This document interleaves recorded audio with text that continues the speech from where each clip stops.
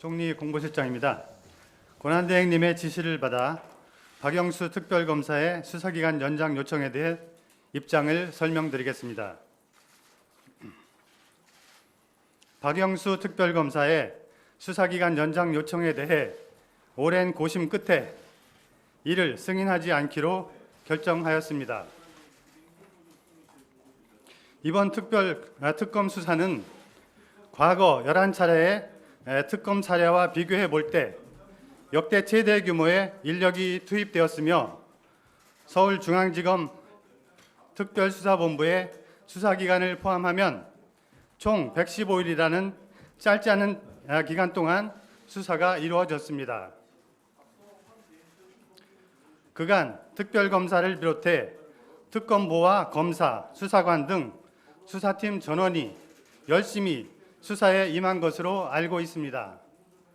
최순실 등 특검법에서 규정하고 있는 주요 사건들의 핵심 당사자와 주요 관련자들에 대해 이미 기소했거나 기소 여부를 판단할 수 있을 수준으로 수사가 진행되어 특검법의 주요 목적과 취지는 달성되었다고 생각합니다.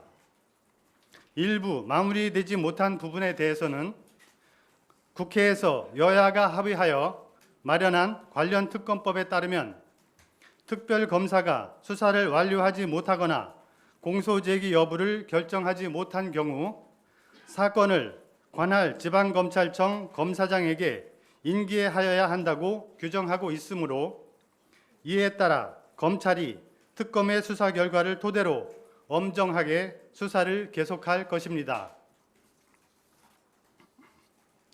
특검 출범 전 이미 서울중앙지검 특별수사본부가 관련 사건을 상당 부분 수사하여 특검에 인계한 바 있고 앞으로 필요하다면 관련 인력과 조직의 보강 등을 통해 남은 부분에 대한 수사가 충실하게 진행되도록 할 것입니다.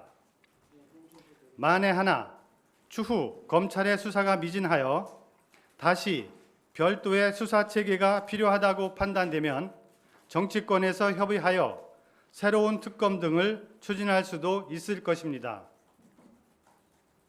지난 4개월 동안 매주 말 도심 한가운데서 대규모 찬반 시위가 벌어지고 있고 정치권에서도 특검 연장이나 특검법 개정 등에 대해 합의를 이루지 못하고 있는 실정입니다. 또한 헌법재판소 결정에 따라서는 대통령 선거가 조기에 행하여질 수도 있으며 그럴 경우 특검 수사가 이에 영향을 미칠 수 있다는 정치권의 우려도 감안하지 않을 수 없습니다.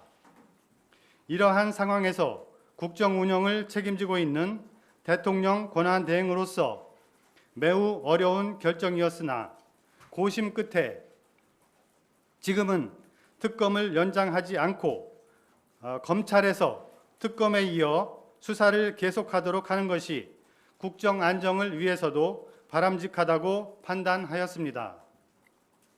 최근 북한의 안보 위협이 커지고 있고 급변하는 국내외 정세, 우리의 경제 상황, 그리고 민생 등이 모두 어려운 여건 속에서도 정부는 대내외 위기 극복과 안정적 국정 운영에 더욱 매진할 것입니다.